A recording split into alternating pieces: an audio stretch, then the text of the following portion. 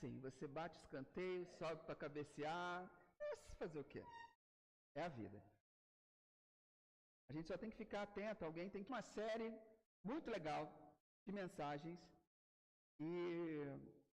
chamada Escolhas que Transformam. E essa série, ela versa, não uma série para que você possa refletir sobre coisas de agora, simplesmente. Mas ela versa sobre coisas que eu gostaria que norteassem a sua vida durante este ano.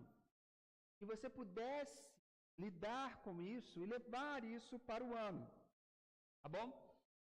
E por isso, e para isso, a gente tem baseado nossa reflexão num livro do A.W. Tozer, 5 votos para obter poder espiritual. Eu só repaginei os 5 votos para a gente colocar numa linguagem que a gente entenda, que a gente saiba. Tá bom? E, para a gente começar, se você tivesse que abrir mão, eu ia mandar aqui no WhatsApp, mas vai demorar muito para eu escrever, eu esqueci de mandar antes, então vai estar aqui na tela.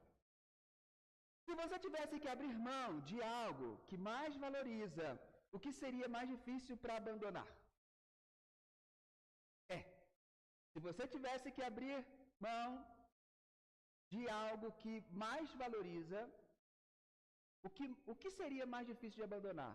Seu tempo, seu dinheiro ou seus sonhos? Pensa. Tem que abrir mão. Com força. Não é devagarinho, não. É que você pensa assim, dinheiro, porque eu dou R$2. Não, é com força. Se tivesse que abrir mão com força, o que seria mais difícil para você abandonar? Abrir mão do seu tempo, abrir mão do seu dinheiro ou abrir mão dos seus sonhos? E aí? Não tem, eu não mandei, não escrevi. Se a Sabrina quiser mandar a enquete aí no WhatsApp, aí dá para você votar. Eu gosto de ver os votinhos lá. Mas e aí? Abrir mão.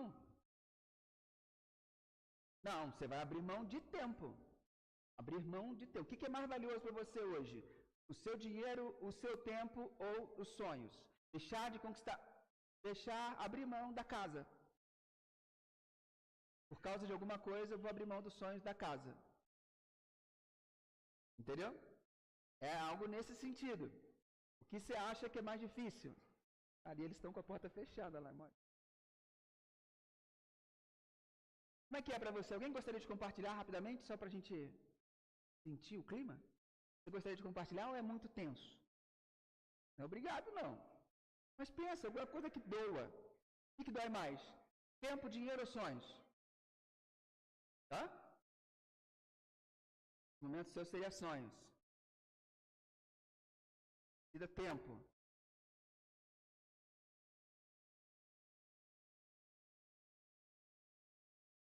Para você dói mais abrir mão dos sonhos.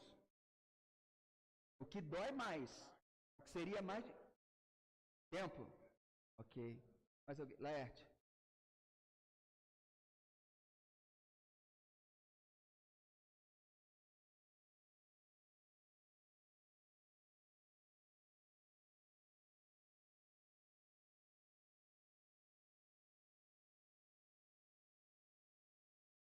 Eu citei isso até numa pregação. Que a maioria das pessoas, quando chegam nessa fase, elas decidem, elas chegam num leito de morte, elas nunca sempre reclamam de tempo. Poderia ter feito. Para algumas pessoas, tempo faz muito sentido. Para outros, sonhos faz muito sentido. Para outros, o dinheirinho suado que está guardando para fazer tal coisa, né? Talvez é o que faça mais sentido. Mas eu acho que o interessante é a gente imaginar o que dói. Deixaram o pastor sem água hoje. Imaginar o que dói, o que dói mais. Né?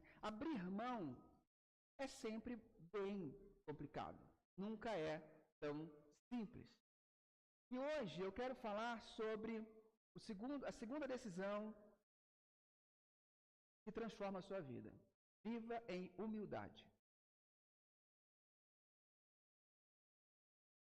Você já viu esse filme aqui? Título Até o Último Homem. Quem já viu? Levanta a mão. Bom, já viram? Legal. Quem não viu, assista. Dica, o cara ganhou o Oscar. Dica de filme.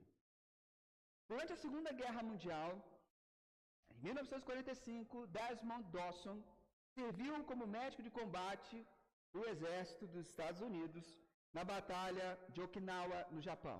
Uma batalha difícil, porque eles chegavam na praia, eles tinham que subir um platô e lá em cima eles tinham que guerrear. E sempre quando as tropas subiam, os porta-aviões bombardeavam o platô para eles poderem entrar, os japoneses tinham cavado várias cavernas, e aí quando o pessoal achava que estava dominando, eles saíam das cavernas, dos túneis subterrâneos, e matavam todo mundo. Então eles ficaram muito tempo para tentar vencer e superar essa dificuldade lá na planície de Okinawa, né? Naquele momento, naquele lugar lá, né? Que já ficou conhecido como essa planície. Só que Desmond Dawson, desculpe, ele era adventista. E era adventista do sétimo dia. E o adventista do sétimo dia, ele não trabalha no sábado, ele não faz nada no sábado. O sábado ele guarda o Senhor. Nós guardamos o domingo. Mas o adventista, ele é bem mais severo em relação à separação do sábado. E ele não fazia nada no sábado, nem que tivesse que batalhar. E ele se recusava, por ser adventista, a pegar em armas. Ele era o que o exército chama de objetor de consciência. É o cara que ia para o exército, mas se recusava a pegar uma arma.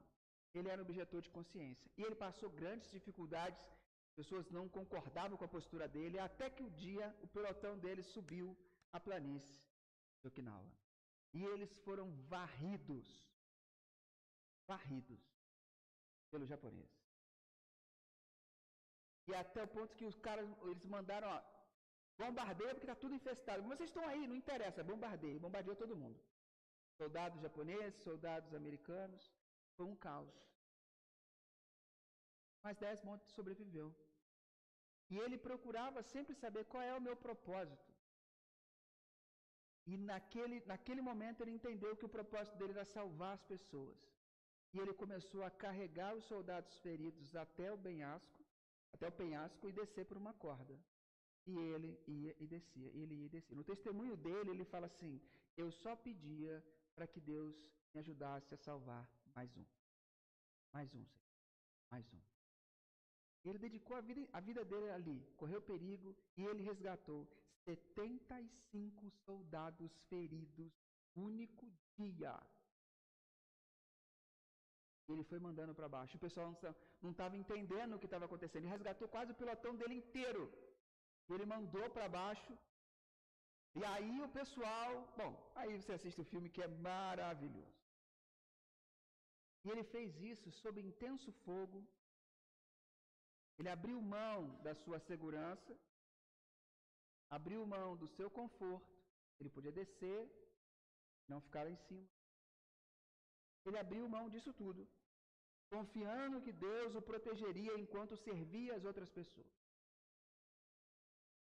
Ele confiou que Deus iria protegê-lo enquanto ele servia e salvava as pessoas. A história dele nos ensina que abrir mão de direitos e desejos pessoais podem ser um ato de humildade e confiança em algo maior, refletindo a entrega que Deus espera de nós. Quando a gente vê esse exemplo de Desmond Dawson, e a gente olha para o que Jesus falou em Mateus capítulo 6, 19 a 21, a gente tem alguma ressonância. Olha o que ele diz: não ajuntem tesouros aqui na terra, onde as traças e a ferrugem destroem, e onde os ladrões arrombam casas e os furtam. Ajuntem seus tesouros no céu, onde traças e ferrugem não destroem, e onde ladrões não arrombam nem furtam. Onde o seu tesouro estiver, ali também estará o seu coração. Escolha viver em humildade. A primeira coisa que a gente entende aqui é que é o impacto dos tesouros terrenos. Jesus está nos alertando aqui os perigos de nós acumularmos e vivemos uma vida somente para acumular tesouros terrenos. Porque eles são sujeitos à deterioração, eles são sujeitos a roubos, são sujeitos a estragar e a se perder. O apego a esses tesouros moldam os nossos corações, gerando ansiedade e idolatria. Quanto mais você tem, mais medo você tem de perder. Agora, se você não tem nada, por exemplo, Fabi, você está preocupada que alguém roube o seu Lamborghini? Laerte, você está preocupado se alguém roubar a sua Ferrari?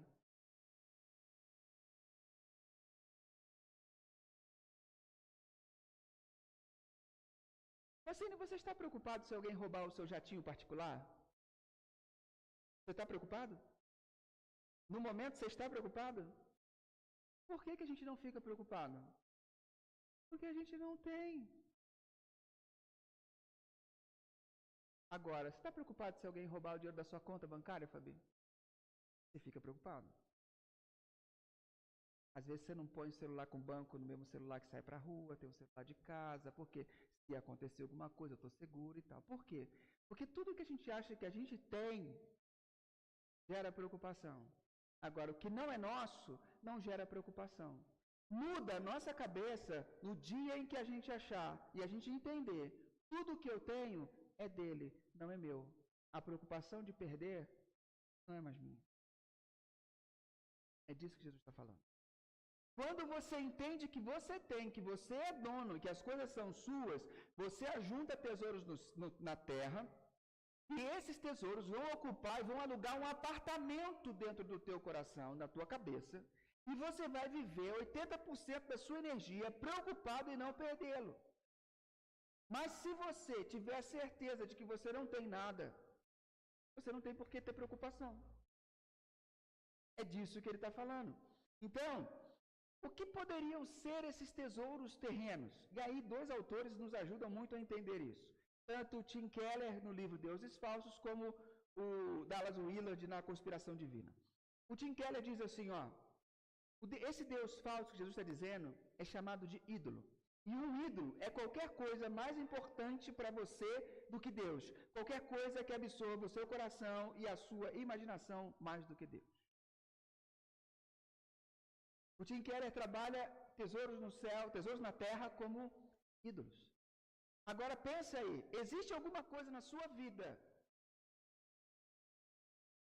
qualquer coisa que seja mais importante para você do que Deus, qualquer coisa que absorva seu coração e sua imaginação mais do que Deus? Tem alguma coisa na sua vida hoje? Essa coisa provavelmente é um ídolo. Filho. Ai. Mas se um filho entrar nessa característica, você perder um filho hoje, você perder a razão de viver, foi para isso que Deus te deu o filho. Não foi para ele ocupar o lugar de Deus na sua vida. Emprego. Seu emprego ocupa esse papel, foi para isso que Deus te deu. Status social. É isso que Deus te deu. Qualquer coisa que ocupe esse espaço é um ídolo. E a gente troca Deus por essa... Ele ocupa o papel de Deus na nossa vida. Então, Tim Keller vai desenvolver toda uma teologia da idolatria pautada nisso. Para a gente se preservar, para a gente cuidar do nosso coração e não colocar nada no lugar de Deus. Já Dallas Willard vai trabalhar uma outra parte. Ele vai trabalhar a segurança que buscamos em coisas materiais é ilusória, porque tudo que acumulamos está sujeito à deteriorização e o roubo. A verdadeira segurança está em Deus. Para Dallas Willard, tesouros terrenos são nossa segurança. E enquanto nós não aprendermos a colocar nossa segurança em Deus, nós vamos ficar ansiosos, sobrecarregados, preocupados pelo que nós vamos perder. Mas, pastor, é real? Dá para viver assim? Dá. Porque a proposta de Jesus é: deixe que as coisas sejam seu dono. Não deixe que as coisas sejam seus donos. É disso que ele está falando. Ele não está falando que você não tem que ter as coisas, desfrutar das coisas, mas elas não podem e não devem ocupar um lugar diferente no seu coração, porque no dia em que elas ocuparem este lugar, aonde estiver o seu tesouro, ali estará também o seu coração. E se o seu coração não está em Deus, ele está no lugar errado. Se o seu coração não está em Deus, ele está no lugar errado. Então é disso que ele está falando. Está dando para entender? O nosso coração, ele é tendencioso a aglutinar em alguma coisa. Ele é tendencioso, ele corre, você não pode deixar ele sozinho. Ele é tendencioso a grudar em alguém. Nosso coração, ele é tendencioso. Qualquer coisa que você deixar, ele vai grudar em alguém. E ele vai grudar e vai se escravizar aquilo que ele grudar. É a essência do coração. Então, o lugar mais seguro para você aportar o seu coração é em Deus. Porque Deus é o único ser que não escraviza o seu coração, mas ele liberta o seu coração. Ele não pede sacrifícios para o seu coração. Ele sacrificou-se a si mesmo para libertar o seu coração. Só que você está vivendo a semana inteira rodeado de proposta. Venha, me dê seu coração. Olha como é que é legal, olha como é que é bacana, me dê seu coração. Você está a semana inteira rodeado disso. Para que você coloque, você eleja tesouros e você coloque o seu coração lá, grampeados nesses tesouros. E Jesus fala, se você colocar seus tesouros em coisas terrenas, se os seus tesouros forem coisas terrenas, vai dar ruim. Eu já aconselhei um casal que o tesouro dela era ele. Ele era o troféu dela. Tem como dar certo? A expectativa que se tinha sobre ele estava num pedestal. E ele tinha que preencher um vazio interno dela que jamais conseguiria. E ele era falho. Ia dar ruim. Onde quer que você coloque, vai dar ruim. Sempre vai dar ruim. Então, eu pergunto para você, o que tem ocupado o seu coração e gerado ansiedade em você? Pensa aí. Tem gente que está zen, ansiedade zero bala, tranquilo. Mas nem, não é a condição natural. O que tem gerado ansiedade e medo em você? São coisas que você teme perder? Pensa, qual é a razão da sua ansiedade? Traga essas áreas a Deus em oração. Submeta a Ele. Coloque, apresente a Deus. E confie. Deus é bom. Porque essa é a razão, essa é a definição de fé que eu ensino aqui no Grupo Valinhos. Qual é a definição de fé? Fé é crer no poder, crer no caráter e crer na palavra de Deus. Então, fé é crer no poder de Deus, é acreditar que Ele pode fazer qualquer coisa que Ele quiser. Fé é crer no caráter de Deus. Deus é a meu favor e não contra mim. Ele é a meu favor, Ele não é contra mim. E crer na palavra de Deus. Ele não volta atrás com a sua palavra. A palavra é a instrução, é o caminho de Deus para a nossa vida. Então, quando eu estou no meio da minha falta de fé, no meio da minha ansiedade, o que me falta? Falta, se eu estou ansioso em perder alguma coisa, eu estou com medo de perder. Mas se Deus é bom o tempo todo, eu tenho que focar minha segurança nele, para que ele apazigue o meu coração e eu perca o medo de perder, porque Deus deu e Deus tirou. Bendito seja o nome do Senhor, como diz lá em Jó. Então eu fico mais tranquilo, porque eu sei que Deus é a meu favor. Agora, se eu não creio no fundo do meu coração que Deus está a meu favor, eu vou sempre dar um jeitinho. Eu vou sempre dar um jeitinho de segurar e de manter aquela coisa. Vai que Deus muda de humor, né? Vai que Deus acorda nessa manhã e fala assim, amostradinho, vou dar uma lição nele. Às vezes a gente acha que Deus é assim, muda de humor. Não é assim que as coisas. A segunda segunda coisa importante para a gente pensar aqui é a gente precisa redefinir o nosso tesouro. Redefinindo tesouros. Mateus 6, 20 a 21 fala: ajuntem seus tesouros no céu, onde as traças e a ferrugem não destroem e onde os ladrões não arrombam nem furtam. Onde o seu tesouro estiver, aí também estará o seu coração. Jesus nos chama a abandonar o senso de posse. É doloroso essa palavra aí. Mas ele nos chama a abandonar o senso de humildade, é reconhecer que tudo pertence a Deus. Tudo pertence a Ele. Acumular tesouros no céu. O que seria então acumular tesouros no céu? Acumular tesouros no céu significa valores eternos que não perecem. Isso envolve ações de generosidade, amor e obediência. Como que eu acumulo tesouros no céu? É dando dinheiro para a igreja? Não. A igreja e o céu nem sempre estão juntas, andando na mesma linha.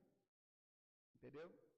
Não significa que igreja e céu estão sintonizados sempre. Okay? Ela deve buscar estar sintonizada. Mas eu não posso garantir para você que qualquer igreja que você entrar vai estar sintonizada com o céu. Não consigo falar isso para você. Agora, o que eu posso falar para você é o seguinte: se você tem acesso aos líderes dessa igreja, você conhece a vida dessas pessoas, eles dão testemunhos de que essas pessoas são honestas, e você tem acesso a elas, provavelmente o que você vai ver vai ser o reflexo da vida interior delas. Mas acumular tesouros nos céus significa que eu, na minha vida, deixa eu chamar um autor aqui para ajudar a gente, N.T. Wright, no seu livro Surpreendido pela Esperança, ele fala o seguinte: tesouros no céu são investimentos em vidas, justiça e bondade. Toda vez que você está investindo tempo, dinheiro, atenção em vida, justiça, bondade, você está construindo tesouro. Toda vez que você trabalha, começa a trabalhar, e você honra a Deus no seu trabalho, você está construindo tesouros. Por exemplo, qual é a melhor maneira de um piloto de avião honrar a Deus?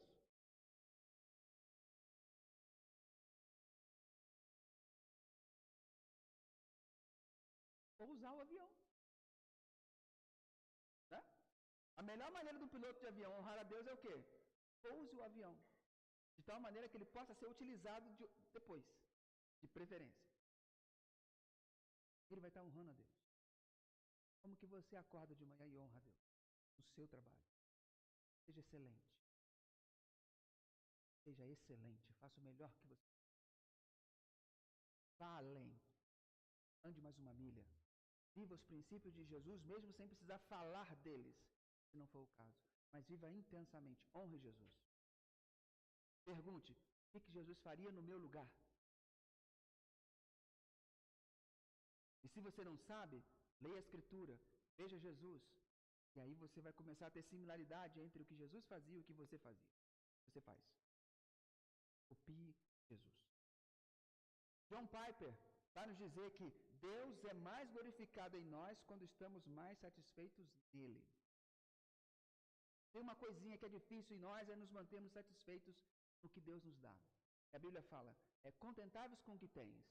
Se tem uma coisa que a gente não tem nos dias de hoje, é contentamento. Nada tá bom. Ou tá bom por um tempo. Mas daqui a pouco nós precisamos mudar. Sabe aquele sofá? Está na hora. O negócio tá bom, eu tenho uma dificuldade em casa, gente. Eu tenho dificuldade assim, eu estou lutando com isso, mas eu tenho dificuldade. Porque eu sou assim. Eu uso a roupa até rasgar. Até rasgar. Porque enquanto eu visto, não está com furo, eu posso usar, por que não? Para mim é normal. Eu vim de família pobre, então eu uso até o talo. Meu tênis eu paro de usar quando a primeira sola acaba. Eu tenho um tênis lá guardado em casa e que a primeira sola acabou. Está na hora de jogar fora? Não, eu guardei para quando os meninos vão em casa, tem que jogar futebol, eu pego aquele tênis e eu vou jogar futebol. Porque eu falo, cara, tá vestindo no pé ainda, mano. Mas tem gente que não consegue ser assim, e eu respeito, tá tudo certo, não é que eu estou certo. Tem gente que usou a camisa 1 ano. Não, preciso renovar o guarda-roupa, já está estranho o negócio, já não tá... Mas eu tenho dificuldade com isso. Eu vivo até o máximo. Sofá, eu vivo o máximo que eu posso. Tá lá, eu vou usar o máximo que eu puder. Então,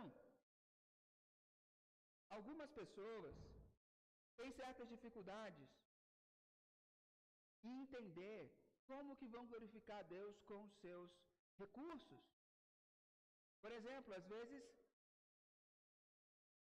para você trocar de roupa e doar seu guarda-roupa para alguém, vai ser uma bênção.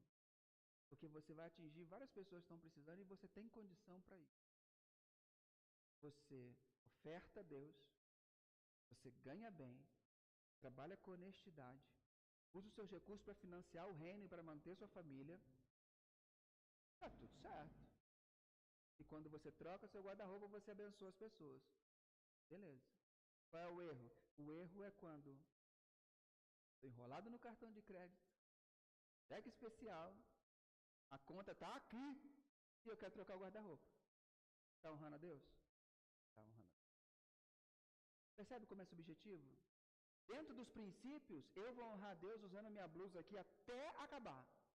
Você vai honrar a Deus trocando seu guarda-roupa, não entrando em dívida, se mantendo fiel, mas abençoando pessoas que não têm condição. Nós dois estamos honrando a Deus de maneira distinta. Consegue perceber? É subjetivo. Eu tenho que entender, o meu coração está em paz, sintonizado com Deus, dessa forma. Como que o seu coração está em paz, sintonizado com Deus, quando você está satisfeito com o que você tem? Tem gente que vive uma inquietação interna constante, de inquietação constante. Nada está bom. Está sempre pensando no a mais. Está sempre pensando no depois. Está sempre pensando no que vai logo ali. Mal desfrutou de umas férias, já está pensando, não, porque nós temos que planejar outra, porque nós temos que ir, não pode deixar ser. É uma inquietação, não é saudável. É um negócio interno. Ou, por exemplo, como não, todo mundo viaja, por que a gente não viaja? A gente não viaja porque a gente não está com condição, a gente não se preparou para isso. Viaja. Agora, se eu não me preparo para isso e vou querer me enfiar em viajar, sem me planejar, não estou honrando a Deus. A gente precisa aprender contentamento. A W. Tozer vai dizer que quando entregamos tudo a Deus, descobrimos uma liberdade que não pode ser encontrada em outro lugar.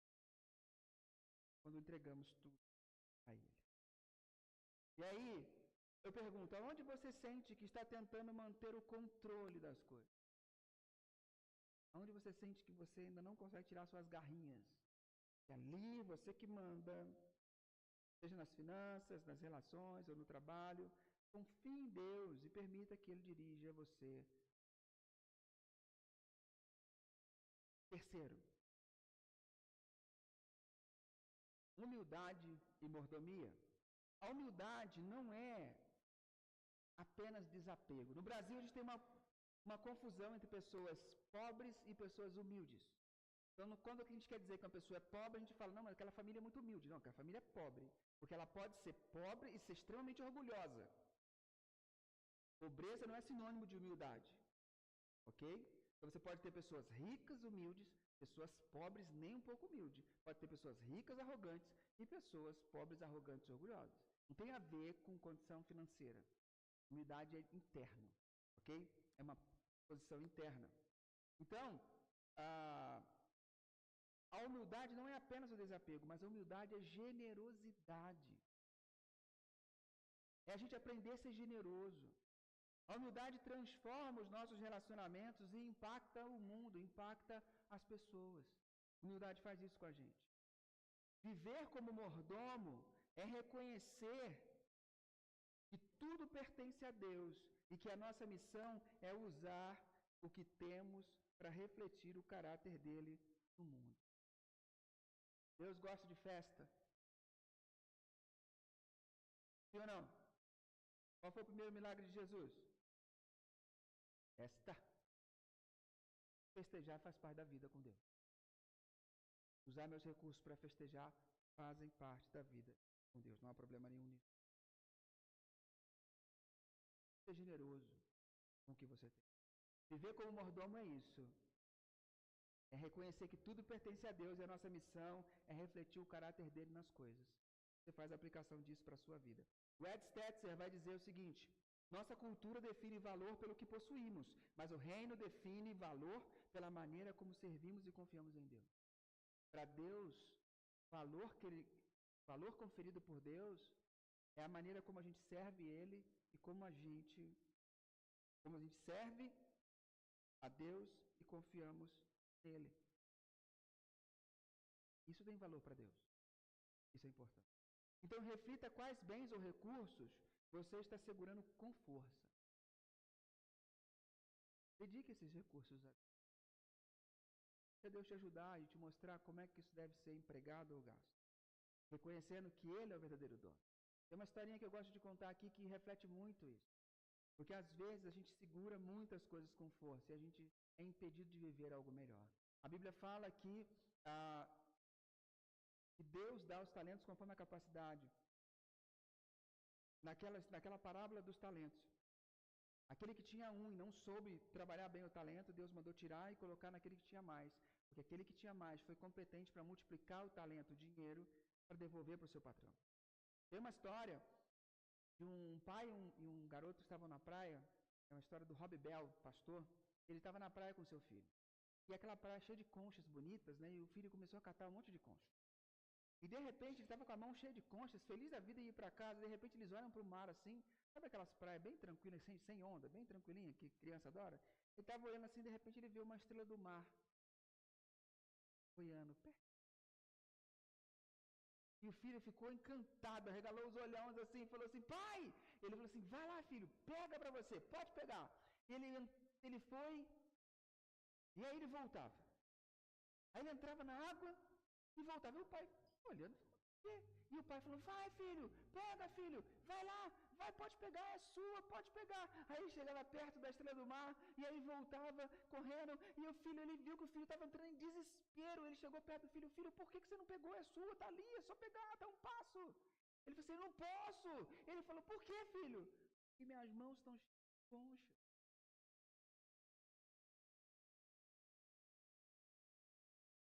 Ele não queria abrir mão da sua para pegar a estrela do mar. E às vezes é isso que acontece na nossa vida. Cheio de conta. Mas Deus está te dando um presentão. Enquanto você não abrir mão, tem como.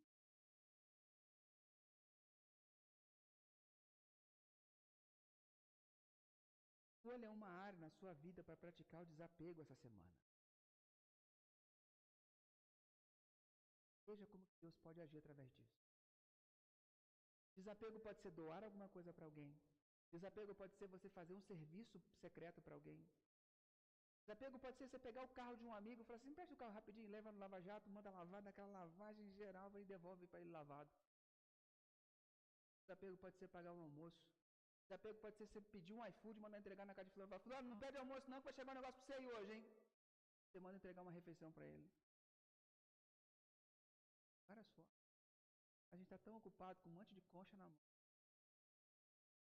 Não tem tempo para isso, né?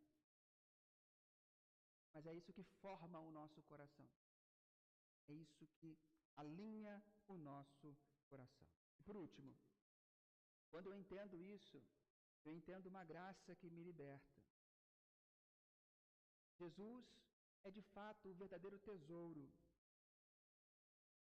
que abriu mão de tudo por nós, por amor a nós. O Tim Keller vai dizer: os tesouros terrenos não apenas nos escravizam, mas nos afastam do verdadeiro tesouro, que é Jesus Cristo. Ele é o nosso tesouro. O Dallas, no livro A Conspiração Divina, vai dizer: a confiança em Deus é a base para uma vida livre de ansiedade e cheia de... Jesus é aquele que o ato de Deus que mostrou que Deus é a nosso favor. Quando você olha para a história de Jesus, é um convite a confie em mim. É Deus falando: confie em mim, eu estou do seu lado. Eu sou a seu favor. Só que alguns caminhos que você está escolhendo para a sua vida não são a seu favor. Eu sei quais são os melhores caminhos. Então, algumas coisas eu vou dizer para você abrir mão. Eu estou colocando aí no seu coração. E você fala assim, não, disso não. Confia em mim. Eu sei o que é melhor. Jesus é a prova viva de que Deus é a nosso.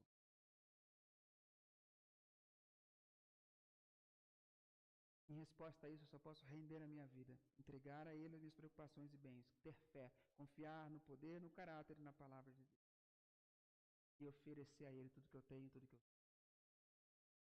Para esse ano, meu convite a você, meu segundo convite de uma decisão séria para esse ano é viva em humildade. Reconheça que você é apenas um mordomo. Deus. Eu quero deixar um minuto para você refletir sobre essa palavra, depois nós vamos orar. Reflita sobre isso. Reflita sobre o que Deus tem te incomodado. E depois nós vamos juntos fazer uma oração.